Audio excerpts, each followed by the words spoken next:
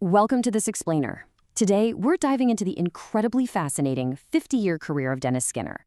We're going to explore how completely, unapologetically ignoring all the traditional rules of the political game actually built him this unshakable credibility. Truly, whether you personally lean left, right, or straight down the center, his career is an absolute masterclass in political authenticity. So think about this for a second. Most politicians spend their entire careers carefully, painstakingly climbing the political ladder. Dennis Skinner? Well, he basically spent his whole career knocking chunks right out of it. We're looking at what actually happens when a public figure completely throws away the standard playbook and charts a path defined entirely by their own immovable principles. Here's our roadmap for today.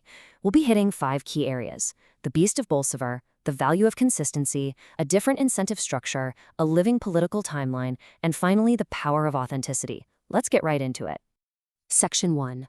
The Beast of Bolsover, from the coalfields to Parliament. Right from the jump, it's absolutely crucial to understand that Skinner was not your typical career politician. He wasn't molded in a think tank or polished by PR consultants. He was a miner, a trade unionist, a working-class radical. He represented a breed of politician that is honestly virtually extinct today. He didn't just casually represent the Derbyshire coalfields. He brought their unvarnished, gritty reality directly onto the floor of Parliament every single day. In bringing that raw, unfiltered energy into such a highly formal setting, well, that earned him a pretty famous nickname, the Beast of Bolsover. It was a title he entirely earned. He was essentially a rebel without a pause, famous for his relentless, unyielding attacks on opponents, the establishment, and sometimes even his own party leaders. He literally routinely got himself ejected from the House of Commons for refusing to take back unparliamentary language. It really cemented that fearsome reputation. But here's the thing. His aggression wasn't just mindless noise. His speeches were incredibly sharp, funny, and honestly devastating. He had this rare gift of boiling down a super complex argument into a single, memorable line, usually shouted right across the Commons. He became legendary for his highly anticipated heckles during the Queen's speech, like at the height of a royal controversy yelling out, "Have you got Helen Mirren on standby?" It's just brilliant timing. And the irony? He achieved all this fame without ever once trying to cultivate a traditional statesman kind of image. Moving on to Section 2, the value of consistency, unchanging in a changing world.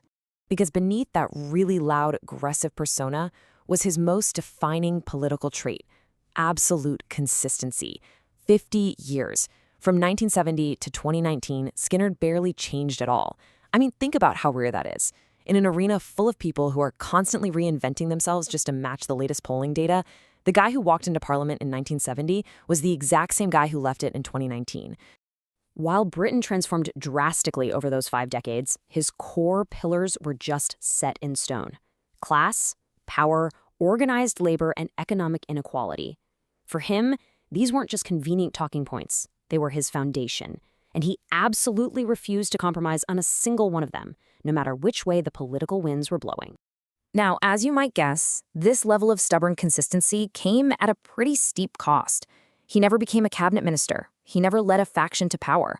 By refusing to just play the game like everyone else, he willingly locked himself right out of the traditional corridors of high power. He was very often on the losing side of internal battles.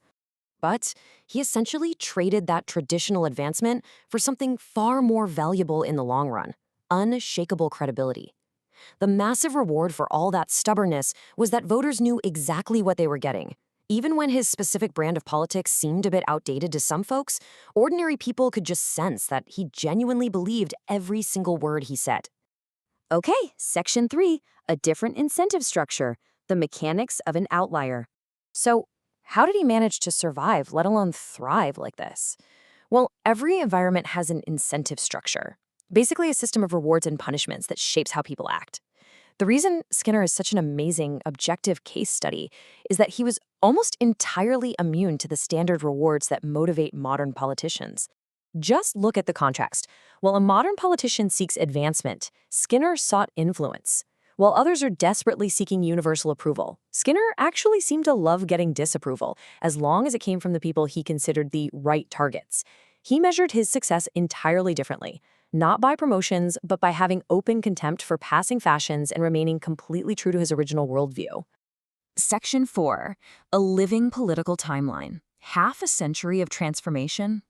His unyielding nature actually highlights the massive evolution of the country itself. Skinner emerged from a 1970s Britain that was heavily built on industry, strong trade unions, and very clear class identities. By the time he left in 2019, Britain was a totally transformed, modernized, service-based economy. Because he stayed perfectly still, like a rock and a fast-moving river, his career acts as a living yardstick. You can literally measure half a century of dramatic transformation right against him. And that brings us to Section 5, the power of authenticity, the enduring appeal of the uncompromising. So why does this political outlier remain so fascinating to study? First, we really need to strip away some false assumptions here. He is not a compelling study because he was always right. He definitely wasn't universally admired, and no, he didn't single-handedly change the grand course of history. We study him for a completely different reason. It's because in a political age totally dominated by focus groups, calculated messaging, and really slick image management, Dennis Skinner remained stubbornly, unapologetically authentic. He absolutely refused to be packaged. In an environment that is so often starved of genuine voices, that raw authenticity became his absolute greatest political asset. Which leaves us with this final thought. Whether you loved him or loathed him, Dennis Skinner was impossible to ignore. His 50-year run forces us to ask, in our highly curated, modernized world, what is the true magnetic power of pure authenticity? It's a question that challenges absolutely anyone trying to communicate today. Thanks so much for joining me on this explainer. I really hope this deep dive has given you something powerful to chew on. Catch you next time.